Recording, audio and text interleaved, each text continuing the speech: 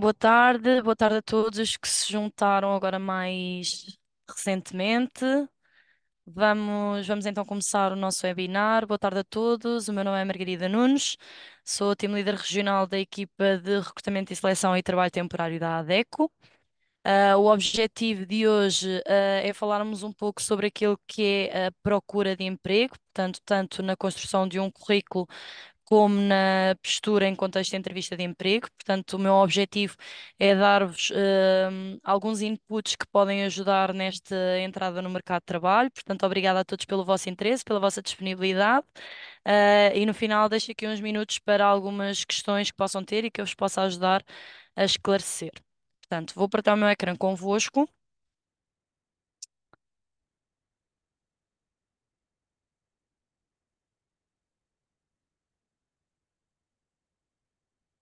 Acredito que já todos estejam a ver.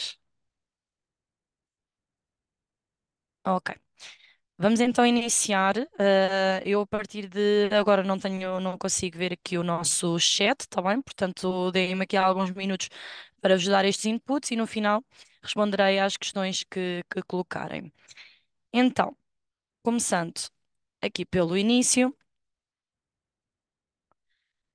Para quem não conhece a ADECO, só fazer uma breve apresentação da nossa empresa. Portanto, a ADECO é uma multinacional, está presente em mais de 60 países, e somos líderes mundiais na área de recursos humanos. Portanto, nem em Portugal especificamente, nós temos 20 agências espalhadas pelo país. Portanto, temos aqui todos os distritos, do país onde estamos presentes. Portanto, o objetivo de termos esta dispersão geográfica é conseguirmos estar próximo dos nossos clientes e dos nossos candidatos.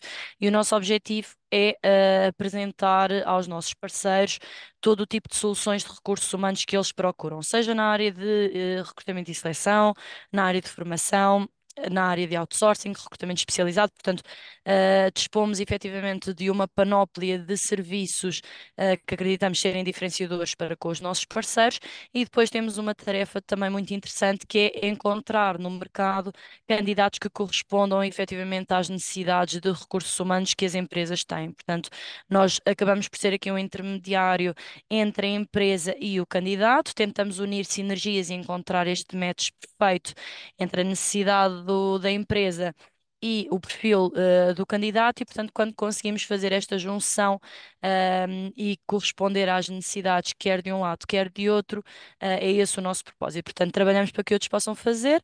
É essa a nossa missão, e com muito orgulho que estamos em Portugal e com esta dispersão geográfica para estarmos próximos do mercado de trabalho. Iniciando então aquilo que é as técnicas de procura de emprego e começando pelo currículo.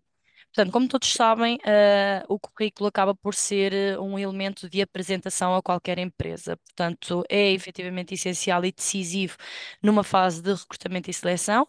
Isto porque os consultores de recrutamento têm sempre que fazer inicialmente uma triagem curricular, para decidir quem é que são os candidatos que passam então depois a uma fase de entrevista, porque, como calculam, existem muitas ofertas de emprego, e existem muitas ofertas de emprego com muitos candidatos. Portanto, há candidatos que entregam os currículos em loja, em mão nas lojas, nas empresas onde efetivamente procuram trabalho, outros, através de envio por e-mail, mas seja qual for o método de entrega de um currículo, ele vai ser decisivo para a empresa considerar ou não como potencial candidato à função. Ok? Por isso, toda a elaboração do currículo pressupõe esta preparação, cuidado e reflexão. Ok?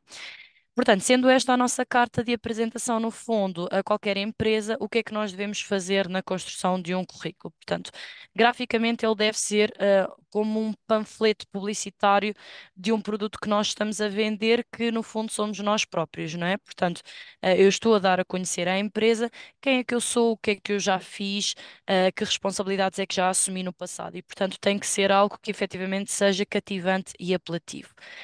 Deve ter o fundo, deve ser um papel branco, A4, com impressão nítida, de qualidade standard. Portanto, não é necessário inventarmos muito naquilo que é o standard do nosso currículo.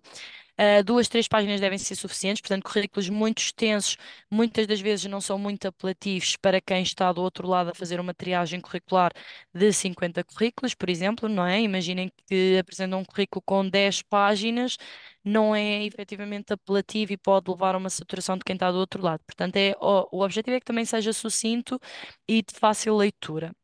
Devemos escrever em parágrafos curtos, utilizar verbos de ação e incluir uma fotografia. Isto é facultativo. Também muitos candidatos, por vezes, perguntam-nos, se devem ou não incluir uma fotografia no currículo. É facultativo, não é obrigatório. Já vamos falar mais à frente para quem opta por colocar a fotografia, que tipo de fotografia é que deve escolher, porque isso sim é importante, mas não é mandatório que o currículo seja apresentado com uma fotografia.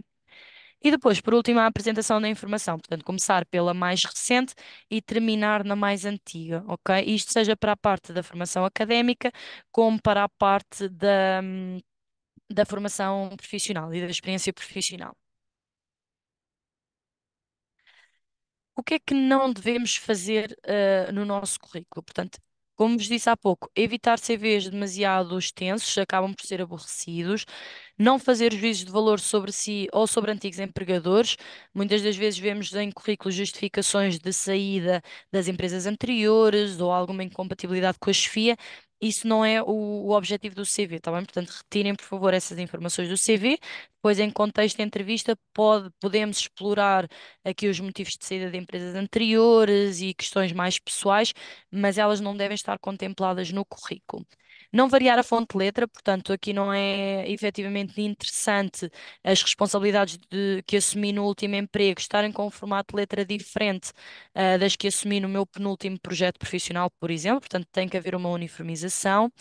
Deixar aqui margens muito largas, espaço em branco, não fazer a composição gráfica com letras muito pequenas, não cometer erros ortográficos, isto é crucial. Existem muitos colegas meus na área do recrutamento que assim que vem um currículo com erros ortográficos, ele fica imediatamente excluído do processo de recrutamento. Porquê?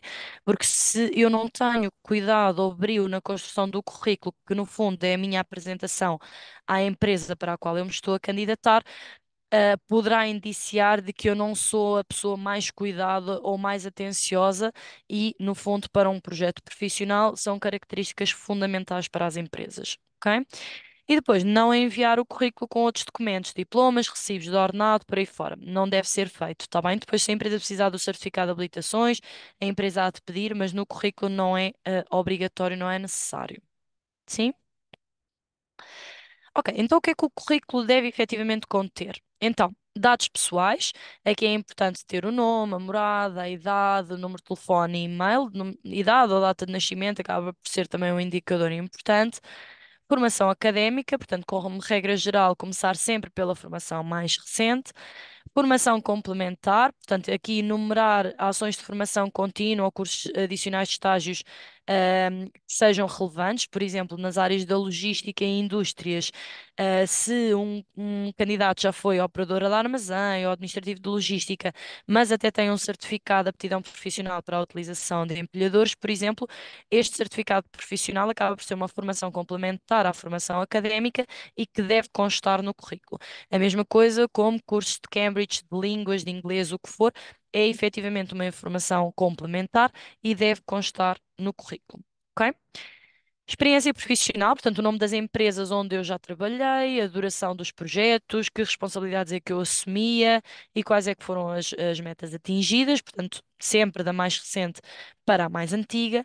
E, por último, aptidões e competências. Portanto, aqui incluímos as questões de conhecimentos informáticos, linguísticos, e é sempre preferível referir aqueles que conhecemos realmente. Ok? E por último, a parte social, organização, artísticas. Portanto, há aqueles currículos, principalmente para funções mais ligadas à cultura, às artes, que é interessante perceber que tipo de competências ou de aptidões é que o candidato apresenta no seu currículo inerente a esta área funcional. Ok? Para quem opta por colocar uma fotografia no CV, e como vos disse no início, é completamente facultativo. Não me perguntem, por favor, se eu acho que deve colocar uma fotografia ou não, porque é algo muito pessoal, portanto, cabe a cada um de vós decidir se quer ou não colocar a fotografia. Posso-vos dizer é que nunca excluí um currículo por não ter fotografia, nem valorizei um currículo por ter uma fotografia interessante. Portanto, é facultativo. Facto é que a fotografia acaba por criar uma imagem ao recrutador, daquela pessoa que ainda não conhecemos, não é? Porque numa fase de apresentação de currículo ainda não conhecemos o candidato, e associar as experiências a uma cara pode criar uma imagem pessoal um pouco mais concreta do que se não tiver foto, que acaba por ser um pouco mais subjetiva, mas é completamente facultativo. No entanto, para quem optar por apresentar a fotografia no currículo, ela deve ser uma fotografia profissional, ok?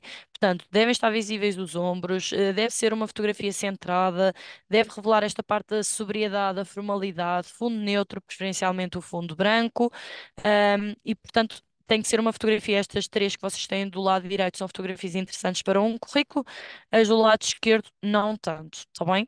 Ahm, Fotografias nos meus tempos livres ou no contexto de praia, etc., não é efetivamente interessante. Portanto, esta questão dos decotes, das t-shirts, de fatos de banho, não é algo cativante no processo na alocação da fotografia ao currículo. Ok? E muito importante para quem opta por colocar a fotografia, ela deve estar atualizada, tá bem? Pior do que optar por uma fotografia desajustada também é colocar uma fotografia de há 20 anos em que eu já não sou a mesma pessoa e depois, quando a pessoa é chamada para a entrevista e vê efetivamente essa falta de cuidado em colocar uma fotografia atualizada, pode também não suscitar muita confiança. É um pormenor, é um facto, mas é sempre preferível ter a fotografia atualizada no currículo. Ok? Avançando então para a entrevista de emprego, e aqui acaba por ser um momento crucial do processo de recrutamento, não é? Portanto, é na entrevista de emprego que eu me dou a conhecer. Eu no currículo apresentei-me, ainda que não tive a oportunidade de falar sobre mim, apresentei aquilo que são as minhas experiências e as minhas formações, mas na entrevista eu tenho a oportunidade de estar cara a cara com o recrutador. E, portanto, é uma troca de informações, é um diálogo aberto que deve ser sincero, deve ser transparente. É uma oportunidade de eu, candidato, mostrar à empresa que sou o candidato ideal para este projeto. Eu devo efetivamente fazer valer as minhas competências, vender estes serviços e é um momento decisivo para todo o processo de recrutamento, ok? É importante também que o candidato perceba em contexto de entrevista se faz efetivamente sentido para aquele projeto e se o projeto corresponde às suas expectativas. Portanto, verificar se o posto de trabalho corresponde aos meus interesses também é um objetivo meu enquanto candidato na fase de entrevista, ok? E aqui temos dois pilares que acabam por ser importantes na fase de entrevista: os objetivos do entrevistador e os objetivos do entrevistado. Então, eu, enquanto entrevistador, o meu objetivo é conhecer a pessoa. Conhecê-la na sua totalidade, conhecer as motivações, os pontos fortes, o potencial, a experiência, perceber se aquela pessoa é uma mais-valia para o projeto ou não e comparar, no fundo, com outros candidatos, não é? Porque se eu tenho um projeto, imaginem que eu estou a recrutar para a minha equipa um técnico de recursos humanos, eu naturalmente não vou entrevistar só uma pessoa, portanto, eu tenho que ter um método comparativo e perceber com que candidato eu crio mais empatia, qual o candidato que me parece mais apto para a função, dentro daquilo que são os requisitos preferenciais e obrigatórios para este projeto. E, portanto, é um momento que eu tenho como principal objetivo conhecer a pessoa que tenho à minha frente. Ok? Por outro lado, enquanto candidato, eu também tenho como objetivo despertar o interesse no recrutador, não é? No entrevistador, porque no fundo, se eu me estou a candidatar a este projeto, é porque eu também tenho interesse em ficar com ele e, portanto, quero fazer a diferença, apresentar as minhas motivações, a minha experiência e as minhas competências. E no final também avaliar se o projeto se adequa aos meus objetivos, ok? Portanto, não existe aqui, acaba de ser uma conversa, como vos disse, transparente e honesta de ambos os lados, em que eu, enquanto recrutador, tento perceber se aquela pessoa faz sentido para o meu projeto, mas eu, enquanto candidato, também tenho que perceber se aquela empresa faz ou não sentido para os meus objetivos pessoais e expectativas, ok? Como é que eu me preparo, e preparar aqui a minha apresentação para uma entrevista de emprego? Então, tratando-se aqui de um momento determinante, não é? Para eu me posicionar e transmitir aquilo que quero e que sei fazer, eu devo ir com é natural que vá com algum nervosismo, mas é importante tentar focar naquilo que efetivamente importa para o contexto da entrevista. Portanto, focar na parte profissional, o que é que eu já fiz, que responsabilidades é que assumi, que projetos é que estive envolvido e fugir um pouco daquilo que são as questões mais pessoais. O entrevistador ou o recrutador vai ter a oportunidade de explorar esse tempo, essa matéria, vai colocar questões mais ao nível de que equipa é que corresponde às suas expectativas, o que é que procura no ambiente de trabalho, que tipo de características é que um chefe tem que ter para despertar o seu máximo potencial. Portanto, vai haver espaço para eu explorar a parte pessoal, peço desculpa, mas no início é efetivamente importante focar-me naquilo que é o profissional, até porque grande parte da entrevista vai ser conduzida nesse sentido. Ok? Que perguntas frequentes é que costumam ocorrer e que são comuns a quase todos os projetos profissionais, independentemente do setor da atividade das empresas? Competências e conhecimentos. Portanto, que competências é que eu já adquiri? O que é que eu estudei? Porquê que estudei? Se eu estou a trabalhar na ADEC, porquê que estou a trabalhar na ADECO? O que é que me desperta interesse na ADECO? Porquê que eu estou na ADECO há 6 anos? Que tipo de competências é que eu já desenvolvi? Que responsabilidades é que já assumi? Ao nível da liderança, portanto, é muito comum também perguntar-se, principalmente a pessoas que já tiveram funções de gestão de equipa, como é que eu giro, como é que a pessoa gera os conflitos entre equipa, qual o tipo de comunicação que costuma utilizar, como é que motiva as pessoas para alcançar os objetivos individuais e coletivos. Muitas das vezes perguntas abertas que têm como principal objetivo perceber não só competências de comunicação, como efetivamente perante uma situação, problema, aquela pessoa. ahm, Acho, ok? Que acaba por ser, esta atitude acaba por ser diferente de candidato para candidato. É muito comum colocarmos situações problema, ok? Perante um determinado exemplo concreto, uma história breve que é contada em contexto de entrevista, como é que perante este problema o candidato João iria reagir? E tentar perceber com a pessoa quais é que seriam as atitudes seguintes. E, portanto, é efetivamente importante, isto vai ter à questão do perfil, das características da liderança. Outra pergunta muito frequente, enquadra-se na motivação do candidato. Porquê que se candidatou a esta oferta? O que é que lhe despertou interesse? Como é que se imagina daqui por 3, 4 anos? Quais é que são as suas motivações pessoais e profissionais? Porquê que quer chefiar equipas? Porquê que quer um projeto ligado a uma área de negócio e de consultoria, por exemplo? Portanto, é comum perguntar. E depois, como vos disse há pouco, portanto, explorar aqui também um pouco a parte da vida pessoal, por norma fica mais para o fim da entrevista. Existem muitos entrevistadores que perguntam o que é que gosta de fazer nos seus tempos livres, se gosta de estar com a família e amigos, para onde é que gosta de viajar, se gosta de ler qual é que foi o último livro que leu, o último filme que viu, e acaba por haver aqui uma conversa mais no âmbito pessoal, para também conhecer um pouco o candidato além daquilo que é o profissional. E depois, capacidade de influência e impacto. Portanto, isto vê-se pelas competências de comunicação e todo a vontade que existe ou não, não é? Em contexto de entrevista, e que faz com que o entrevistador sinta uma maior ou menor empatia perante o candidato que está à nossa frente. No final da entrevista, existe sempre espaço para o candidato colocar perguntas. Portanto, no final da entrevista, é sempre comum nós perguntarmos: olha, tem alguma dúvida, alguma questão sobre o projeto que eu não tenha sido esclarecido? Sinta-se completamente à vontade para colocar as suas questões. E aqui é importante que vão com algumas questões previamente preparadas. Elas até podem ter sido respondidas ao longo da entrevista, e se assim for, tudo ok, não tem problema nenhum chegarmos a esta fase e dizer: olha, a conversa foi bastante esclarecedora, do meu lado não tenho mais nenhuma questão. Estou completamente esclarecido relativamente ao projeto, portanto, não tem tema, mas pode acontecer não ter ficado tão esclarecido ao longo da entrevista. E, portanto, aqui poderão perguntar questões acerca da função, da empresa, do setor, quais é que são os objetivos ou as expectativas que têm para o profissional que vier a preencher esta posição, quais é que são os fatores críticos de sucesso para a organização, quais é que são os próximos passos do processo de recrutamento, para também ter aqui uma expectativa acerca do mesmo. E, portanto, é um espaço aberto onde podem colocar este tipo de questões. Tendem a estar o máximo concentrados no momento da entrevista para não colocarem questões que já tenham sido respondidas, está bem? Por exemplo, se eu, enquanto entrevistador, já tiver explicado quais é que são as principais funções deste projeto e como é que a ADECO, no caso, falando do exemplo da ADECO, se posiciona no mercado, se no final o candidato me pergunta: olha, Margarida, como é que a ADEC se posiciona no mercado? pode-me levar a acreditar que houve algum momento da entrevista que não tenha prestado tanta atenção, o que acaba depois por ser um pouco frustrante para quem está deste lado repetir a informação. No entanto, pode não ter acontecido e, portanto, é um espaço para colocar este tipo de questões. Aqui, peço imensa desculpa, aqui voltando atrás neste ponto do ouvir com atenção para ir preparando as perguntas pertinentes, imaginem que a determinada altura trata-se de uma oferta em trabalho temporário com uma previsão de 6 meses e vocês sabem disso a priori. E nós dizemos em contexto de entrevista, olha, tem aqui uma previsão de 6 meses. Não é descabido no final da entrevista perguntarem, olha, eu sei que me disse que o projeto era temporário para substituição de uma licença durante 6 meses, mas acha que existe aqui uma possibilidade de continuidade, se a minha performance for positiva, se houver necessidade da empresa?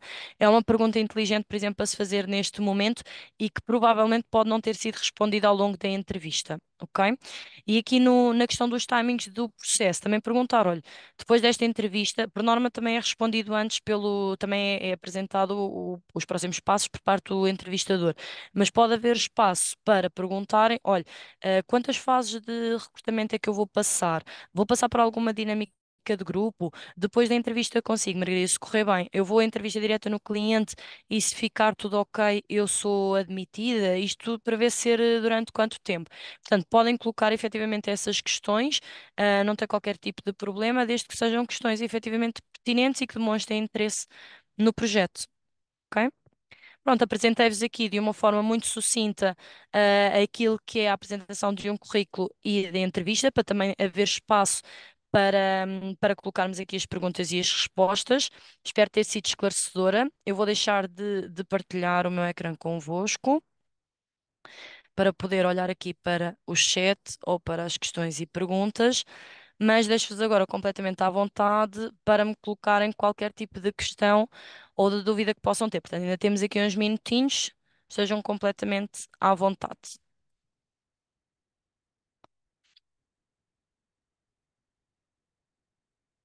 Portanto, temos aqui. Olá, boa tarde, Rita. Temos aqui uma questão da Rita que diz que gostaria que me pudesse ajudar na parte da expectativa salarial. Rita, não sei se percebi a questão, ou seja, se perguntou-me se os entrevistadores perguntam a expectativa ou que tipo de expectativa é que o candidato deve apresentar. Se me conseguir só esclarecer estas duas dúvidas, se calhar consigo ser mais assertiva a responder à sua questão.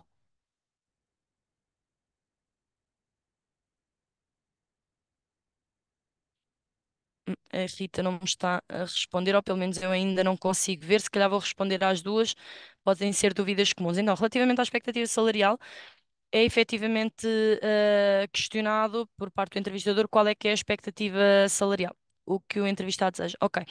Portanto, é sempre, com muita frequência, perguntado qual é que é a expectativa salarial. O que o candidato deve dizer é a verdade e deve enquadrar numa baliza salarial, ou seja, se eu tenho uma expectativa que pode ser variável, eu posso sempre dizer, olha, a minha expectativa salarial situa-se entre os 1.000 e os 1.200 euros de vencimento bruto, por exemplo, ou vencimento base. Eu posso apresentar isso ao entrevistador sem qualquer problema.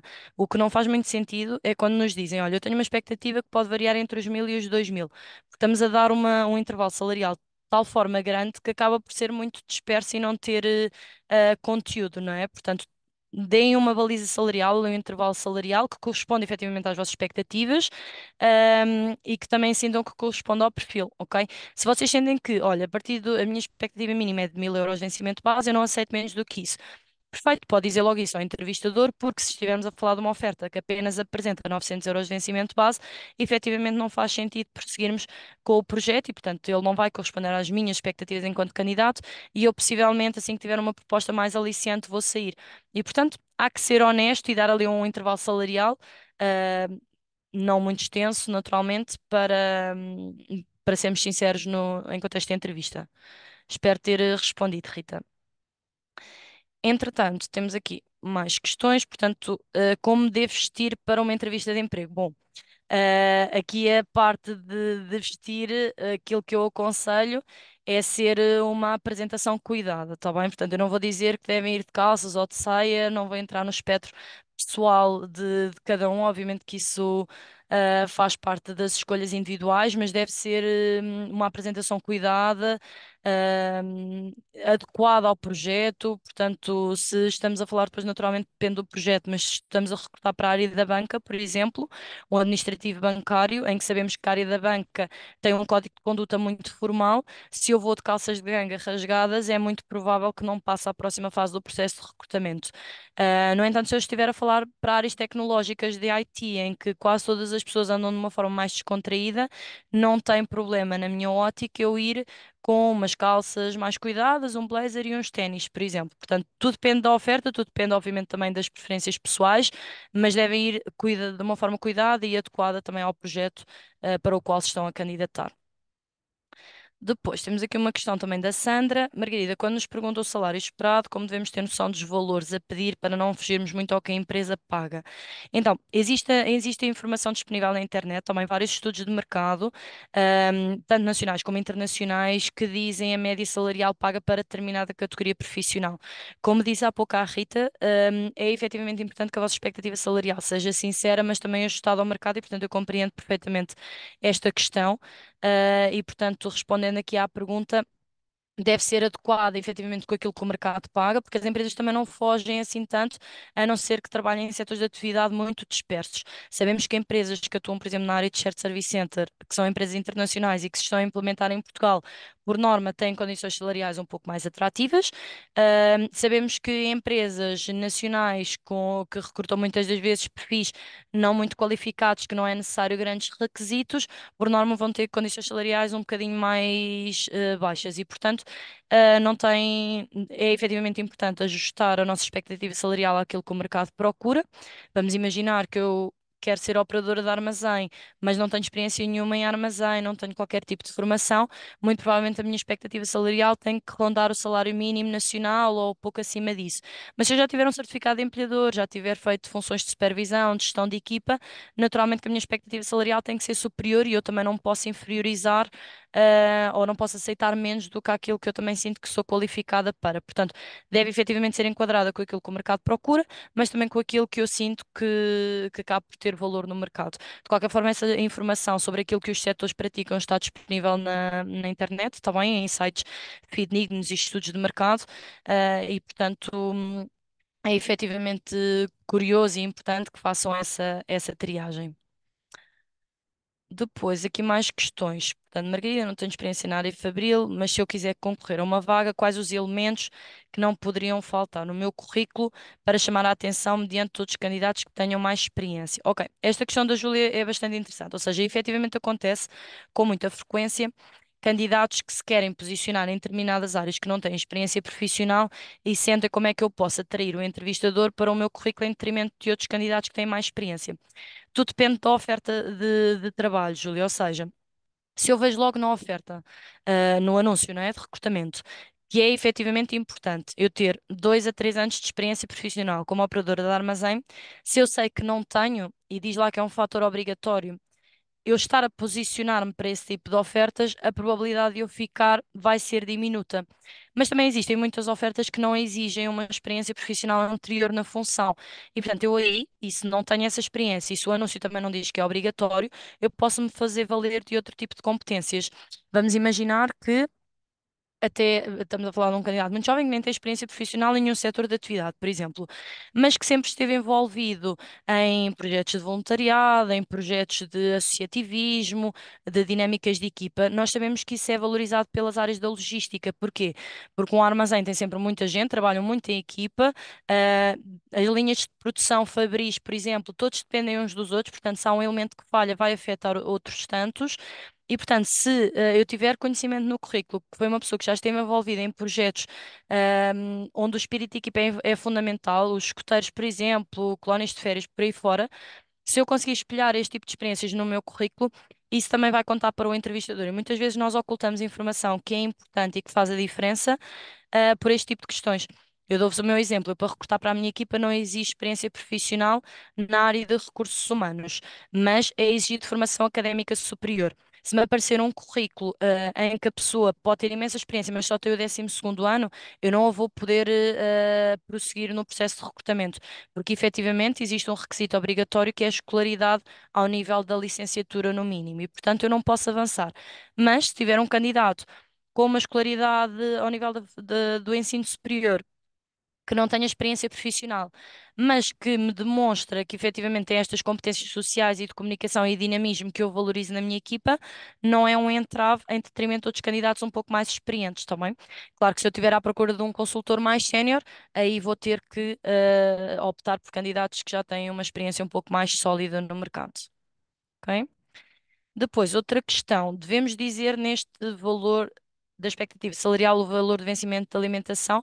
Fiquei surpreendida que no setor privado não é obrigatório. Não é obrigatório, não, Sandra. Ou seja, existem duas rubricas salariais, o vencimento, por norma, o vencimento base e o subsídio de alimentação. Sempre que eu apresento o meu vencimento, a minha expectativa salarial é sem o subsídio de alimentação, está bem? Até porque nós partimos do pressuposto que o vencimento, o subsídio de alimentação pode ser paga em cartão, mas também pode ser paga em valor, portanto é uma rubrica diferente que não entra na expectativa salarial. Portanto, vencimento base, expectativa salarial de vencimento base, não inclui o subsídio de alimentação, tá bem? Há candidatos que dizem, olha, Margarida, eu tenho uma expectativa salarial de 1.200 euros total, ao final do mês, bruto. Ok, eu vou-lhe dizer, olha, se o subsídio de alimentação rondar os 150 euros, eu posso apresentar a sua expectativa como 1.050? Ah, sim, olha, então não, porque afinal é 1.200 sem subsídio de alimentação. Pronto, nós depois também exploramos estas questões, mas a expectativa salarial, a apresentação da expectativa salarial é sempre sem o subsídio de alimentação, está bem? Depois tenho aqui uma questão da Emília, a necessidade de. Eu vou tentar responder a todas as questões, está bem? Mas o tempo fica um bocadinho contra nós, mas vou tentar. Há necessidade de fazer um currículo para cada vaga, isto para pessoas com experiência em áreas diferentes. Eu acredito, Emília, que esteja a falar da adaptação do currículo a diferentes setores, não é?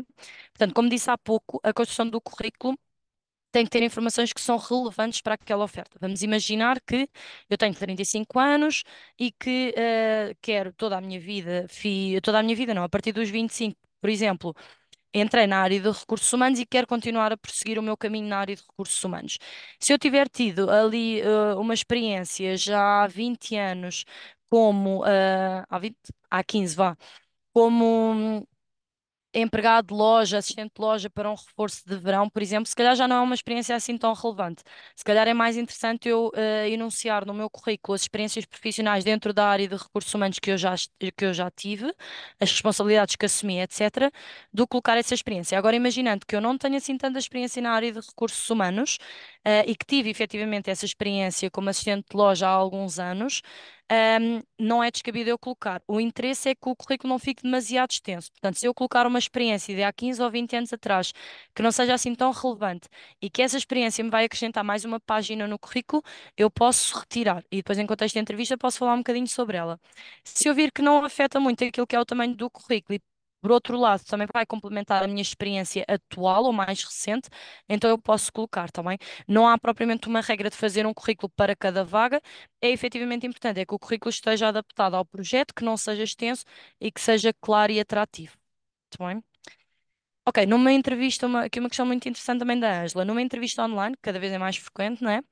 Que cuidados ter? Então, em primeiro lugar, é importante que testem o som, a imagem, a qualidade da internet antes de começar a entrevista. É muito desagradável quando estamos numa entrevista online e de repente a pessoa fica sem bateria ou a câmara, entretanto, não funciona e a pessoa só se apercebeu disso quando entra na entrevista. Portanto, testem tudo antes, ok? Outros cuidados a ter. É importante estar num ambiente silencioso, não ter ruídos por trás, não ter pessoas à volta, para permitir também esta questão mais de concentração no momento, e evitar os estímulos externos que muitas das vezes acabam por nos distrair, tanto a nós candidatos, como ao entrevistador que nos está a conhecer. Portanto, evitar este tipo de questões. Chegar atrasado é fundamental que não aconteça, tá bem? Seja para uma entrevista online ou presencial. Obviamente que imprevistos acontecem e podem acontecer, e se avisarem atempadamente o entrevistador, à partida não tem problema nenhum, mas no momento já passaram 5, 10 minutos, a pessoa ainda não entrou, mas vale dizer logo: olha, Margarida, estou aqui cheio de problemas técnicos, estou a tentar entrar no link que me enviou, mas não estou a conseguir. Ok, não tem problema, eu aguardo um pouquinho. Agora, eu estar ali sem saber muito bem o que é que está a acontecer, não é uma boa imagem. E depois, por último, Ângela, aqui também como conselho para entrevistas online, apresentem-se como se fossem apresentar numa entrevista presencial. Portanto, uma apresentação cuidada, as questões do som da internet e tudo a funcionar corretamente, ter também aqui, por exemplo, como eu tenho aqui um fundo mais neutro, e, portanto, darem-se a conhecer tal e qual como são, com esta questão também da honestidade e da transparência por trás. Ok? Depois tenho aqui uma questão da Ana Francisca. Olá, as empresas portuguesas usam muito os sistemas automáticos de filtragem de CV. Devemos preparar o nosso CV para que consigam ser lidos por esse sistema. Olha, Ana, eu não tenho esta visibilidade. Nós na ADEC não temos sistemas automáticos de filtragem de CVs, portanto, toda a triagem curricular é feita por consultores de recursos humanos. Tanto nós como a maior parte das empresas que atuam no nosso setor, portanto, todas as consultoras de recursos humanos, creio eu, não quero falar por todas porque também não conheço todas, mas a maior parte não utiliza estes sistemas de automação. As que utilizam, eu não consigo aconselhar, não me vou atravessar numa matéria que eu não domino. Posso lhe dizer que para a grande parte das consultoras e das empresas portuguesas ainda não é muito comum esse tipo de filtragem. Portanto, eu própria também não sei como é que poderia adaptar um currículo a um sistema desses porque desconheço, Ana. Peço desculpa, não consigo responder, mas respondendo à parte de as empresas usam muito. Creio que não. Pelo menos nós e os nossos parceiros e empresas do nosso setor, nossos concorrentes, não utilizamos com frequência. Ok?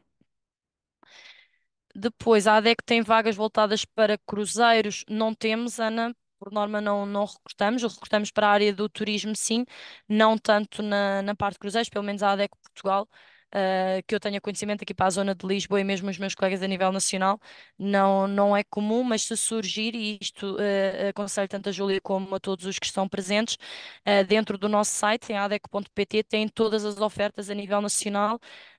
Que podem consultar, que se podem candidatar. Só implica uma inscrição prévia no nosso site, mas que também é muito simples, onde vocês podem submeter o vosso currículo e candidatar-se diretamente às nossas ofertas. Depois tenho aqui uma questão do Paulo. Sou peruano, tenho possibilidade de uma vaga no setor hoteleiro sendo estrangeira. A ADEC contratam funcionários estrangeiros, funcionários não estando em Portugal. Eu peço imensa desculpa que tenho aqui o meu cursor a bloquear. Contratar funcionários não estando em Portugal ou sendo estrangeiro preciso ter NIF e NIS para ser considerado. Já tive a oportunidade de entrevista, mas não me falaram que preciso estar com o visto. Ok. Então, candidatos estrangeiros, nós recrutamos candidatos estrangeiros, está bem? Portanto, não tem que ser um candidato português, obviamente, para as nossas ofertas. Portanto, somos um país multicultural e essa questão não se coloca. É efetivamente obrigatório. É alguma documentação para entrar nos processos de recrutamento e aqui varia de qual é a empresa que nós estamos a trabalhar.